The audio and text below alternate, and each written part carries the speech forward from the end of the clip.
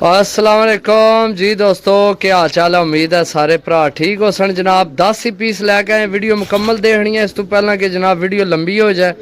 पहला पीस जनाब जी दोस्तों यकीन करो मैं है कला, नहीं तो तुहानू इसने पर पुरजा चेक कराना थोड़ी तबीयत राजी होवे माशाल्लाह। पहला पीस जी दोस्तों, दूसरा पीस यार यकीन करो भी तुहानू मैं ना शौक ना करा सकना, परा ना कलियावा सही है। छत वालियां विचों बने वाला पीस माशाल्लाह सही है। चेक करो ए 2 पीस हो गए थोड़े, टोटल 10 पीस देसा जी दोस्तों माशाल्लाह। कलर चेक करो जनाब, नायाब कबूतर है भी सही है।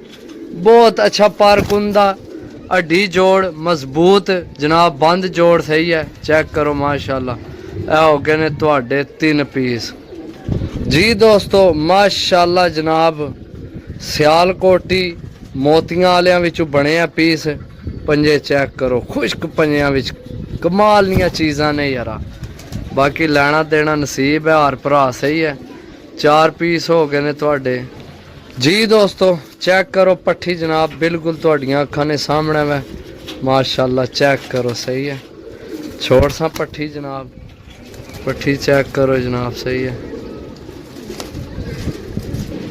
जी दोस्तों माशाल्लाह। गोल्डन पीस चेक करो सही है। बहुत अच्छे पर कुंदे ना मालक है, खुश्क पंजियां विच है सही है। छोड़ सा जनाब, छोड़ के चेक करा सा भरावां की माशाल्लाह। चेक करो जनाब सही है जी दोस्तों माशाल्लाह। मादी चेक करो हाँ जनाब, ये देसी मादी है सही है। बाकी जनाब छोड़ सा मादी चेक करो जनाब सही है जी दोस्तों माशाल्लाह। नीली पट्ठी पट्ठी इस गल है कि जनाब भाई ये 7 पार नहीं है तो बिल्कुल चांदी अखां विच लोड़िया नहीं। ये जो पीस लभने तुहानू पता है, अख देखिए माशाल्लाह पट्ठी नहीं।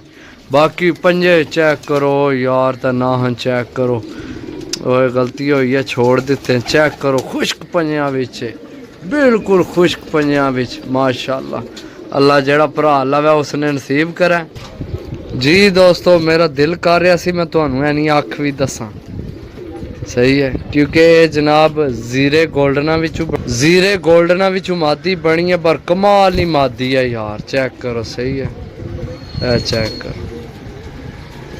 जी दोस्तों। चेक करो मादी यार माशाल्लाह, बड़ी पसंद आई है। इसना पर कुंदा भी बहुत अच्छा सही है। चेक करो जनाब, हूँ इत्थे चेक करा जनाब। तीली चेक करो सही, बारीक हवा नाल घुलने वाली जनाब मादी सही है। चेक करो टोटल जनाब 10 पीस ने। जेड़े भरा नहीं समझ चावण जनाब पसंद आवन 0325 52 40 630 कॉल व्हाट्सअप यही नंबर है जनाब। राबता करके जनाब लै सकने हो सही है।